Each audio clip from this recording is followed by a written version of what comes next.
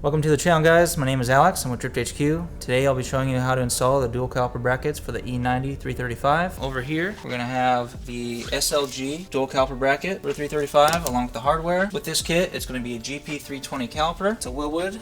I went with Polymatrix, the Q style. They have a lower threshold for heat so they grip up a lot faster. For the tools that we're going to use today, it's very simple hand tools. We're going to have an 8mm ratchet, a 10mm, 15mm, and a 16 or 5/8 you can use as well. Besides that, we're using Allen head 5/16, 6mm and 5mm. I'm using 10 snips to cut my brake dust shield, and then I do have a flathead just for prying at things or moving stuff out of the way. Next, we're going to use our 6mm to take off the bolt that holds on the rotor. That way, when we go on to the next step, it's not going to be already stuck and it's going to be easier to take off at the end. We're going to take our 5/8 or 16mm and we're going to take bolts off the back of the brake caliper. Now that we have the bolts out of the back of the caliper, we can use something to pry to push the piston back in so it's easier to take it off. Comes right off. Don't let it hang. What I like to do is use a zip tie, using the lower control arm to tie it up against the body. For my rotor, it's stuck on there a little bit, so I like to just, that way it slides right off. So after we have the rotor off, we see the brake shoes behind them. So from this, I like to take our 5mm, and I start by taking the spring-loaded screws out. It's just a quarter turn and they come right out. Once we have our spring-loaded screws out, now what we can do is pull these apart, remove our tensioner, and then remove our spring. That way the assembly is going to fall right out. Gets the hub out. Take our tensioner right away. Now, grab these, rotate around the hub, pull them out. Now that we're down to our brake dust shield, we're going to have to remove a couple bolts. Take our 10mm, and we're going to get the top two bolts that rest along the face. Next, we're going to take our 16mm or 5/8 and we're going to get the very low profile heads off these bolts. Very small, very low profile. Once we have the bolts out from the brake dust shield, it's going to be two pieces. So what we're going to do is we're just going to cut them away.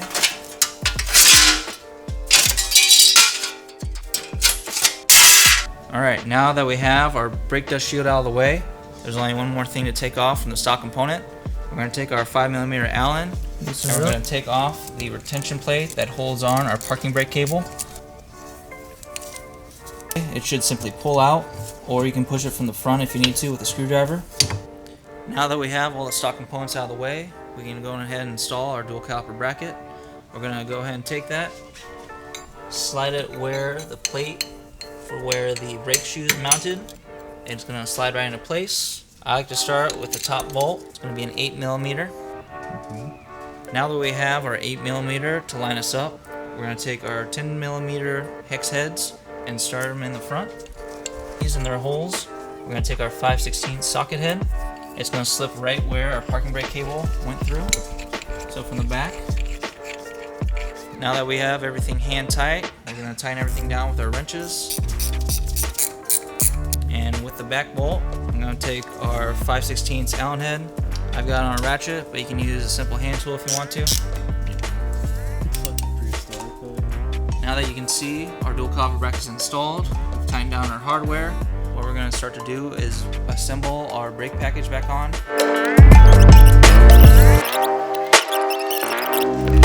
Now that we have our rotor on our stock caliper, we can go ahead and install the Wilwood caliper on the back side of the bracket.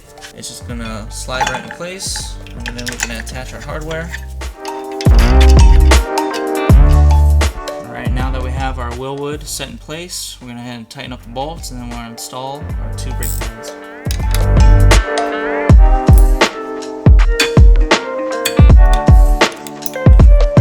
Now that we have our brake pads in, we're going to insert our retaining clip, and then we're going to put our wheel back on, and that's going to finish our install.